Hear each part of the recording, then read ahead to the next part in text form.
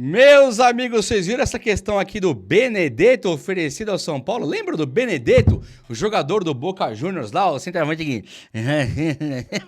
Benedetto, vem comigo aí, quero falar com você também sobre o jogador do São Paulo que vale 338 milhões e o São Paulo se vê necessitado a colocar o cara de maneira assim rápida, sabe? E também quero falar de jogador do São Paulo que também foi convocado para a seleção brasileira, além de algumas chegadas, uma postagem enigmática do Petros, lembra do Petros, o pai de família de novo? E também teve questão aí do jogador do São Paulo que voltou a jogar, ex-São Paulo, que voltou a jogar depois de passar por uma situação seríssima e agradou o técnico português, cara. Aliás, tudo que tem do São Paulo pra hoje, eu vou falar com você nesse vídeo aqui de agora. Tamo junto então, deixa esse likeinho aí, posso contar com o likeinho? E se inscreva também no canal, você é muito bem-vindo, eu faço muita questão de ter você por aqui. Antes, só quero te lembrar que esse vídeo é um oferecimento de 1xBet, que é uma casa de bookmaker top, onde você consegue dar palpites de futebol e se acertar, você ganha, meu parceiro. Na 1xBet, você pode achar que tá meio sem jogo. Vou te mostrar o que acontece aqui, ó. Primeiro comentário fixado, você encontra o meu link pra se cadastrar por ali no meu link. Se cadastrando pelo meu link, o seu primeiro depósito tem o valor dobrado. Deposita 100, vira 200, 200 vira 400, 400 vira 800 e assim vai até os 3 mil reais. Top, né não? Olha hoje aí, ó, Mirassol contra o América Mineiro às 19 e tem também pelo Round 24, aqui que legal. E tem o Curitiba, Guarani a Vitória paga 2,44, o Coxa, a Vitória paga 3,23, eu acho que o Guarani ganha essa daqui, hein? Mas paga 2,44 com o Guarani jogando em casa. Top ou não é? Primeiro comentário fixado. Valeu, XBet, tamo junto. Galera, é o seguinte então. Deixa eu começar o vídeo falando com vocês sobre essa questão do Benedetto, que acho que é um caso bastante curioso. Depois eu falo de 500 assuntos que eu separei aqui, beleza? Ó, a informação é do RTI Sports, que eu vi aqui na Nação Tricolor, um portal gigantesco que eu acompanho aqui. E o Nação Tricolor coloca que trata-se do Benedetto, que o jogador, o Benedetto, ele foi oferecido para o São Paulo e que o presidente Julinho, ou Júlio Casares, vulgo Júlio Casares, ele não teria se animado com a ideia. O que eu achei curioso desse caso do Benedetto aqui é que o Benedetto já foi um jogador bastante pretendido pelo São Paulo e inclusive foi colocado no time do São Paulo por algumas outras pessoas que falava que o São Paulo estava chegando. Aliás, eu já fiz um dia que eu cravei o Benedetto no São Paulo. Eu cravei. Falei, tá cravado, o Benedetto é nossa, coisa e tal. E o cara não veio. Então vocês imaginam como é a situação aqui. Imagina aí, eu cheguei, recebi uma informação lá de dentro que o Benedetto vinha e fui vendido pela fonte e paguei o pato, até hoje tô pagando. Mas tudo bem, esse Benedetto aqui, que não veio no passado, agora ele fica sem clube. Foi um protagonista de um pênalti ridículo contra o Corinthians, isolou a bola um dia lá, não teve nem lógica aquele pênalti que bateu, e agora o cara fica sem clube, e eu acho que não deve ter nenhum São Paulino interessado no futebol do Benedetto. Ele era um cara bastante forte, tinha um chutão, ele ficou marcado, né? Por alguns chutes decisivos e libertadores que ele conseguia dar, mas agora com 34 anos, banco do banco, do banco, do banco e sempre banco. Acho que não tem nada a ver falar do Benedetto no São Paulo. Se não bastasse o São Paulo ter o Caleri, o São Paulo acaba de pagar 20 milhões de reais também no André Silva. E o André Silva teve pouquíssimas chances. Portanto, não tem pra mim lógica nenhuma. E se não bastasse ainda um agravante maior aí, é que o menino, o Rian Francisco, pede passagem no mundo da bola. O cara tá vindo que nem um vulcão, fazendo gols em todo mundo. E se o São Paulo vacilar com o Rian Francisco, como ele vacilou com um monte já, o São Paulo perde essa joia rara que é o Rian Francisco, moleque zica. Eu tava acompanhando umas entrevistas, matérias dele até em casa, com mãe, com pai, com vó. É moleque brabo, é jogador tipo Lucas Moura, tipo Kaká, gente boa, sabe? Cara, gente fina, que você fala, esse moleque tem futuro, esse moleque vai longe, não tem papagaiada que faz, aquela imagem do Hendrick, sabe? Aquela coisa bonitinha, é o Pelezinho, não tem nada disso. O Rian é zica porque ele chega lá e faz gols. Então pensar no Benedetto em 2000, meados, né?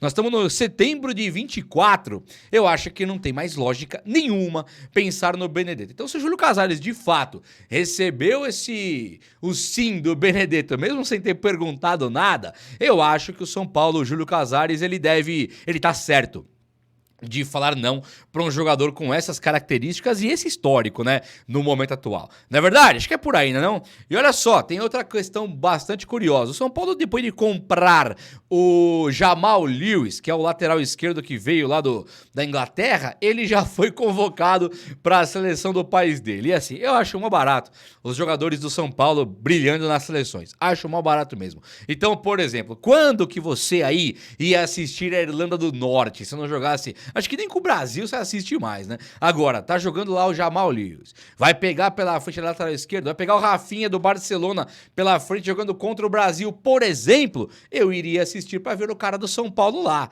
A mesma coisa pra Pablo Maia, a mesma coisa pro goleiro Rafael, a mesma coisa Bobadilha no Paraguai. A gente tem interesse de ver, porque o cara é nosso agora. Então... assim como o Arboleda, caras assim, e Egson Mendes são atrativos em outras seleções que nós gostamos de assistir, também acho interessantíssimo que o São Paulo tenha comprado um lateral esquerdo de seleção e que ele já esteja convocado. Por exemplo, não chegou com um ano de contusão parado e vai ter que ficar 6 meses agora fazendo controle de carga. Não, ele chega já jogando e já convocado para a seleção. Quem te viu e quem te vê em São Paulo, é bonito de ver isso aí. Eu tô empolgado mesmo. Eu sei, meus amigos, que a fase do Tricolor já foi melhor com o Zubeldia. O São Paulo vem de um revés, aí uma derrota com o Atlético Mineiro. O São Paulo tem a facilidade de pegar o Botafogo na Libertadores, né? Que de fácil não tem absolutamente nada, é difícil pra caramba. Fui irônico, sim. E aí o São Paulo começa a deslizar no Brasileiro, como foi o caso do Fluminense, por exemplo. O São Paulo acaba de perder pro Fluminense. E teve um lance bastante controverso ali na questão do Fluminense, que poderia ter tido um erro de direito. Os caras explicam, o Zubeldia fala na coletiva que o juiz não apita e o Thiago Santos, o outro, não o Thiago Silva, o outro, o Thiago Santos põe a mão na bola, que ele deveria ser falta pro São Paulo e tal, e o São Paulo poderia até pedir a impugnação da partida, poderia pedir o cancelamento do jogo. Só que o São Paulo, ele considera que se ele fizer isso, ele pode ter problemas no futuro, e eu também acho. A verdade mesmo é que o São Paulo, ele perde na bola, para um juiz que, dessa vez, eu não achei que ele garfou o São Paulo. Eu acho muito mais sacanagem quando o Daronco chega na beira do quarto árbitro, lembra aquele árbitro de linha que nem tem mais? E, pra mim foi pênalti, e pra você? Aí acabou, né, cara? O cara fica ali olhando pro Daronco e ele fala, vou marcar. São Paulo e Corinthians, aquele fervo, o bicho pegando, o Daronco apitou levantando a mão. Tipo assim, não teve nada. Impedimento, jogada perigosa. Levantou a mão, não era pra ser bola pro Corinthians. Aí ele muda nas ideias dele lá, chega no cara do... Pra mim foi pênalti pra você. Aí o cara, lógico, pênalti. Isso pra mim é sacanagem. Agora, falar que esse juiz do São Paulo e Fluminense, eu não sei.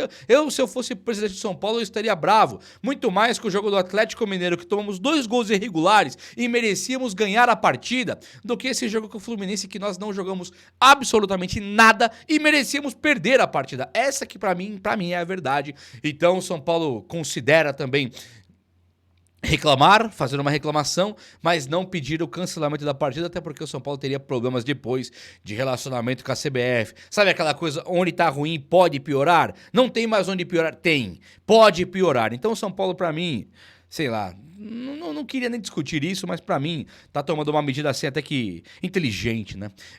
O Júnior Tavares, lembra do Júnior Tavares? Jogou no Grêmio, era do São Paulo, o São Paulo acho que compra ele do Grêmio, na equipe de base, coloca ele pra jogar, lateral esquerdo, aí o Júnior Tavares jogou um pouquinho, daí a pouco ele ia pro Corinthians, a mãe dele chegou, Corinthians não, isso é Deus me livre, eu também faria, se é meu filho eu faço a mesma coisa, Corinthians não, lógico que não. Então eu concordo com a mãe do Júnior Tavares, depois ele acabou, acho que no Sport Recife, né, e aí ele acabou tendo câncer, e aí ele foi se curar, foi um dramalhão todo, foi uma história muito pesada, cara, se recuperou, moleque. Se recuperou, jogou, estava em campo no último jogo do time dele, sem um futebol totalmente fora do radar. Mas ele jogou, tinha o técnico português que gostou dele e colocou ele para jogar aos 38 do segundo tempo. Então, para mim, isso aí é superação, notícia boa, maravilhosa. Parabéns, Júnior Tavares. Quem te vê também, moleque. Brilha muito que você merece. Eu tô muito feliz por você. Tô feliz de verdade. Isso aí acontece em algumas situações, eu acho que é bastante bacana. Meus amigos, o Petros, lembra do Petros, o pai de família? Ele chegou e falou assim, ó, bem exatamente assim. A grana das Arábias chegou, hein? Porque o São Paulo fez 2 compras, mais o Marcos Antônio. Foram 3. Foi o Santiago Longo, o Jamal Willis e também o Marcos Antônio, né?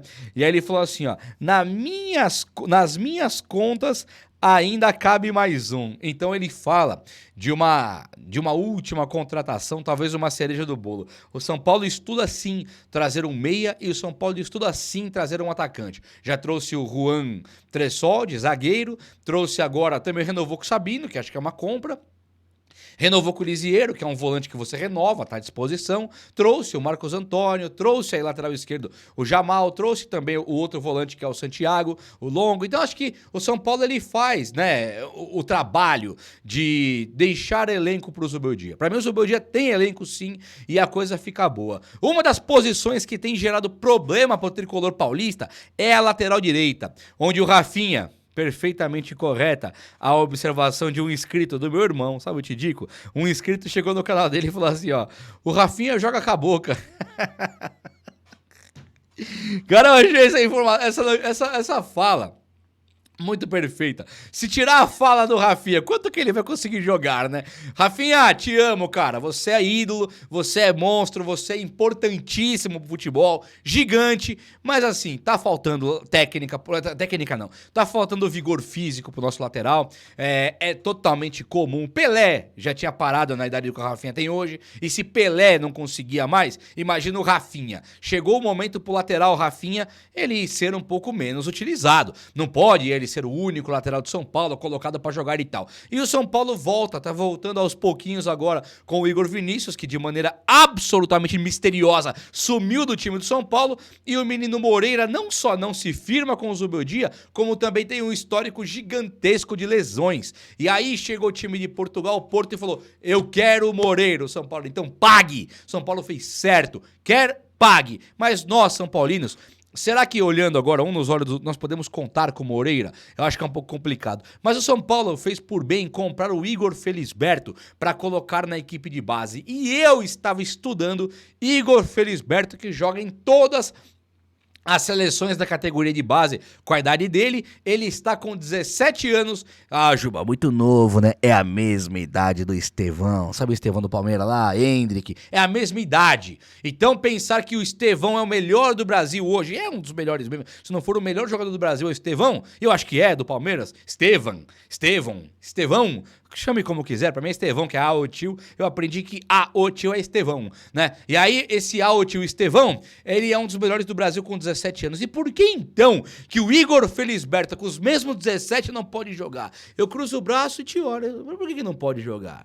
O menino tem a multa rescisória de 338 milhões de reais e é um foguete. Na equipe de base do Última Copinha, foi um dos melhores jogadores que o São Paulo teve, junto com o Ibali, junto com o Ibali, foi talvez, acho que o de mais destaque. E aí eu pergunto pra você, será que não cabe colocar o Igor Felisberto nessa necessidade de Rafinha aposentando, de talvez o Igor Vinícius machucado, o Moreira machucado, você vai ficar colocando zagueiro? O Igor Felisberto não pode ser o nosso Estevão, que joga na lateral direita? Pode ou não pode? Fala comigo aí. O vídeo de hoje foi esse. Espero muito que você tenha gostado. E se gostou, deixa o like aí. Tamo junto. Um abraço, meus amigos. Até a próxima. Valeu!